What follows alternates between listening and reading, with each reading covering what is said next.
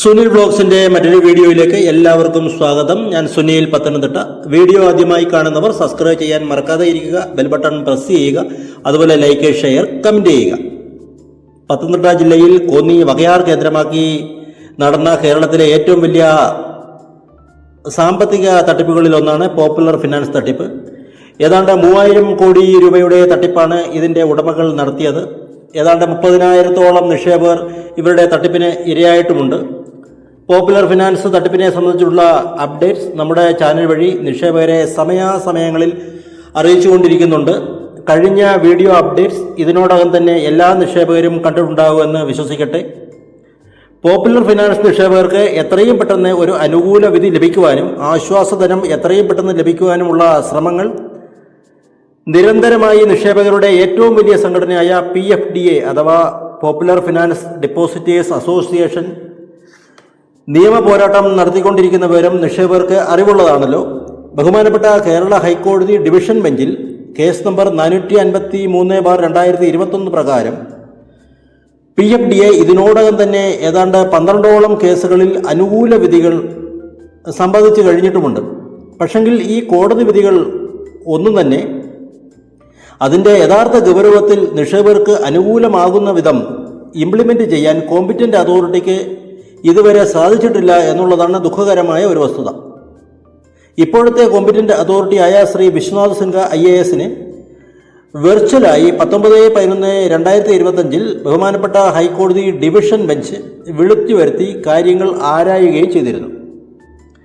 ഇതനുസരിച്ച് പോപ്പുലർ ഫിനാൻസിൻ്റെ സ്ഥാവര ജംഗമ വസ്തുക്കൾ സ്ഥിതി ചെയ്യുന്ന 11 ജില്ലകളിൽ തിരുവനന്തപുരം, പാലക്കാട്, എറണാകുളം, വയനാട് എന്നിവ കളക്ടർമാർ അബ്സല്യൂട്ട് ചെയ്യാൻ ബാക്കിയുണ്ട്. കൊല്ലം, ആലപ്പുഴ, പത്തനംതിട്ട, കോട്ടയം, കോഴിക്കോട്, ഇടുക്കി, തൃശ്ശൂർ ജില്ലകൾ ഇതിനോടകം തന്നെ പ്രൊവിൻഷ്യൽ അറ്റാച്ച്മെൻറ്റ് അബ്സല്യൂട്ട് ആവുകയോ അല്ലെങ്കിൽ അതിനുള്ള അപേക്ഷ ബഡ്സ് കോടതിയിൽ കളക്ടർമാർ സമർപ്പിക്കുകയോ ചെയ്തു എന്നാണ് കോമ്പിറ്റൻ്റ് അതോറിറ്റി ബഹുമാനപ്പെട്ട ഹൈക്കോടതിയെ അറിയിച്ചത്.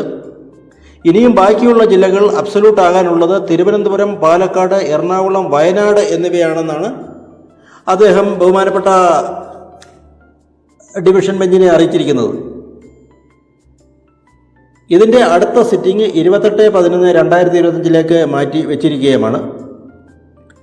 അതുപോലെ കേരള സർക്കാർ പോപ്പുലർ ശാഖകൾ വെക്കേറ്റ് ചെയ്ത് അതിൻ്റെ ഉടമകൾക്ക് കൈമാറ്റം ചെയ്തപ്പോൾ ട്രഷറിയിൽ സൂചിച്ചിരിക്കുന്ന ക്യാഷ് അതുപോലെ ഗോൾഡ് എന്നിവ ആലപ്പുഴയുള്ള സ്പെഷ്യൽ ബഡ്സ് കോടതിയിൽ സമർപ്പിക്കാനും കോമ്പിറ്റൻ്റ് അതോറിറ്റിക്ക് കളക്ടർമാർക്ക് ഇതിനോടകം നിർദ്ദേശം കൊടുത്തിട്ടുണ്ട്.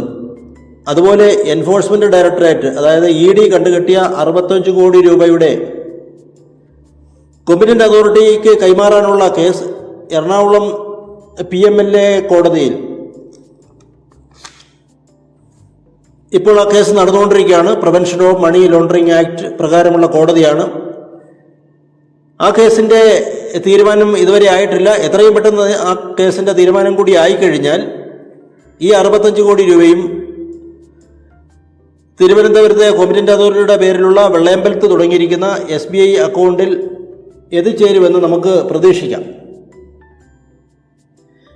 കേന്ദ്ര അന്വേഷണ ഏജൻസിയായ CBI അവരുടെ ഫൈനൽ റിപ്പോർട്ട് കോമ്പിറ്റൻ്റ് അതോറിറ്റിക്ക് സമർപ്പിച്ചു കഴിഞ്ഞു എന്ന് നമുക്ക് അറിയാൻ സാധിക്കുന്നുണ്ട്. അതുപോലെ തന്നെ ഫോറൻസിക് ഓഡിറ്റിനെ പറ്റിയുള്ളൊരു കാര്യമാണ്. സീരിയസ് ഫ്രോഡ് ഇൻവെസ്റ്റിഗേഷൻ ഓഫീസ് അതായത് SFIO അവരുടെ ഫോറൻസിക് റിപ്പോർട്ട് ഇതിനോടകം തന്നെ കേന്ദ്ര ഫിനാൻസ് മിനിസ്ട്രിക്ക് സമർപ്പിച്ചു കഴിഞ്ഞു എന്നാണ് നമുക്ക് അറിയാൻ സാധിക്കുന്നത്. ഇതിൻ്റെ ഒരു കോപ്പി കിട്ടുന്നതിനുള്ള ശ്രമങ്ങൾ ബഹുകേന്ദ്രമന്ത്രി ശ്രീ ജോർജ് കുര്യൻ മുഖാന്തരം നമ്മുടെ സംഘടന നടത്തിക്കൊണ്ടിരിക്കുകയാണ്. മറ്റൊരു കാര്യം, പോപ്പുലർ ഗ്രൂപ്പിൻ്റെ 16 കമ്പനികൾ തട്ടിപ്പ് കമ്പനികളാണ്. ഇതിനോടൊപ്പം തന്നെ വൈൻഡപ്പ് ചെയ്യാനുള്ള ശ്രമങ്ങളും കേന്ദ്ര സർക്കാർ തുടങ്ങിക്കഴിഞ്ഞിട്ടുണ്ട്. നിക്ഷേപകർക്ക് ആശ്വാസ സഹായമായി നിക്ഷേപക തുകയുടെ 50% ലഭിക്കണമെന്നാണ് നമ്മുടെ സംഘടനയും അതുപോലെ നിക്ഷേപകരും ആവശ്യപ്പെടുന്നത്. കോമ്പിറ്റൻ്റ് അതോറിറ്റിയുടെ തിരുവനന്തപുരം വെള്ളയമ്പലത്ത് തുടങ്ങിയിട്ടുള്ള SBI ബ്രാഞ്ചിൽ പോപ്പുലർ ഫിനാൻസ് തട്ടിപ്പിന് ഇരയായ നിക്ഷേപകർക്ക് വേണ്ടി തുടങ്ങിയ അക്കൗണ്ടാണ്. ഇതിനോടകം തന്നെ 8 കോടി രൂപയാണ് ഈ അക്കൗണ്ടിൽ എത്തിച്ചേർന്നതെന്നാണ് നമുക്ക് അറിയാൻ സാധിക്കുന്നത്. ED കണ്ടുകിട്ടിയ 65 കോടി രൂപ കൂടി ഇതിനോട് ചേർന്നാൽ നിക്ഷേപകർക്ക് ആശ്വാസ സഹായം ലഭിക്കുന്നതിനുള്ളൊരു തുകയാവുമെന്ന് നമുക്ക് അനുമാനിക്കാം. സംസ്ഥാന റവന്യൂ വകുപ്പ് പോപ്പുലർ ശാഖകൾ വെക്കേറ്റ് ചെയ്ത് അതിൻ്റെ യഥാർത്ഥ ഉടമകൾക്ക് കൈമാറുമ്പോൾ കിട്ടിയ സ്വർണം, ക്യാഷ് അതും ഇതിനോടൊപ്പം തന്നെ ചേരേണ്ട ആവശ്യമുണ്ട്. അതുപോലെ തന്നെ അവിടുത്തെ ഫർണിച്ചറുകൾ പോപ്പുലർ ഫിനാൻസിൻ്റെ വകയാറുള്ള ഹെഡ് ഓഫീസ് ശാഖയിലാണ് സൂക്ഷിച്ചിരിക്കുന്നത്. പ്രൊവിഷണൽ അറ്റാച്ച്മെൻറ്റ് ചെയ്ത 11 ജില്ലകളിലെ വസ്തുക്കൾ ഓപ്ഷൻ ചെയ്യുമ്പോൾ നിക്ഷേപകർക്ക് കിട്ടാനുള്ള ഒരു തുക ലഭിക്കുമെന്നും നമുക്ക് ഇത്തരുണത്തിൽ വിശ്വസിക്കാം.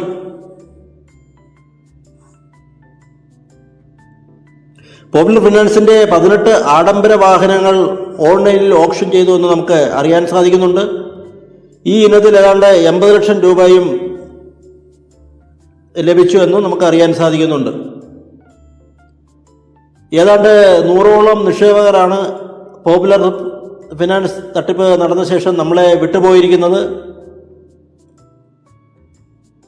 ഈ തട്ടിപ്പ് നടന്നിട്ട് ഏതാണ്ട് 6 വർഷം പൂർത്തിയായിരിക്കുകയാണ്. 2019 നവംബർ മാസമാണ് ഈ തട്ടിപ്പ് നടന്നതെങ്കിലും നിക്ഷേപകർ ഇതറിയുന്നത് 2020 ഏപ്രിൽ മാസത്തോടുകൂടിയാണ്. ഇതറിഞ്ഞപ്പോൾ തന്നെ നിക്ഷേപകർ ആക്ഷൻ കൗൺസിൽ രൂപീകരിക്കുകയും എത്രയും പെട്ടെന്ന് തങ്ങളുടെ നഷ്ടപ്പെട്ട തുക ലഭിക്കാൻ വേണ്ടിയുള്ള പോരാട്ടങ്ങൾ നടത്തി വരികയാണ്. നിരവധി റാലികൾ, സമ്മേളനങ്ങൾ, ധർണകൾ, അതുപോലെ കളക്ടറേറ്റ് മാർച്ച്, സെക്രട്ടേറിയറ്റ് മാർച്ച്, ഇതൊക്കെയും പോപ്പുലർ നിക്ഷേപകർ ഇതിനോടകം തന്നെ നടത്തി കഴിഞ്ഞിരിക്കുകയാണ്. അതുപോലെ തന്നെ പോപ്പുലർ നിക്ഷേപകർ മുട്ടാത്ത വാതിലുകളില്ല. നിരവധി ഉന്നത അധികാരികൾ, അതുപോലെ തന്നെ കളക്ടർമാർ, അതുപോലെ തന്നെ ജനപ്രതിനിധികൾ, ഇവരെയെല്ലാം സമീപിച്ച് എത്രയും പെട്ടെന്ന് തങ്ങളുടെ നഷ്ടപ്പെട്ട തുക ലഭിക്കാനുള്ള പോരാട്ടങ്ങൾ നിക്ഷേപകർ നടത്തിക്കൊണ്ടിരിക്കുകയാണ്. ഏതായാലും നിക്ഷേപകർക്ക് നഷ്ടപ്പെട്ട തുക എത്രയും പെട്ടെന്ന് തന്നെ ലഭിക്കുമെന്ന് നമുക്ക് അനുമാനിക്കാം. കേരളത്തിൽ നടന്ന ഏറ്റവും വലിയ തട്ടിപ്പുകളിൽ ഒന്നാണ് പോപ്പുലർ ഫിനാൻസ് തട്ടിപ്പ്. പത്തനംതിട്ട ജില്ലയിൽ തന്നെ നിരവധി ഈ കമ്പനികൾ, സ്വകാര്യ ധനകാര്യ കമ്പനികൾ ഇതിനൊന്നും തന്നെ നഷ്ടത്തിലായിട്ടുണ്ട്. അതിൽ പ്രധാനപ്പെട്ടതാണ് തറയിൽ ഫിനാൻസ്, അതുപോലെ തന്നെ PRD കുറീസ് കുറിയന്നൂർ, കേച്ചേരി ഫിനാൻസ് പുനലൂർ എന്നിവയാണ്. മറ്റൊരു വീഡിയോയുമായി, മറ്റൊരു അപ്ഡേറ്റ്സുമായി കാണുന്നവരെ എല്ലാവർക്കും നന്ദി, നമസ്കാരം.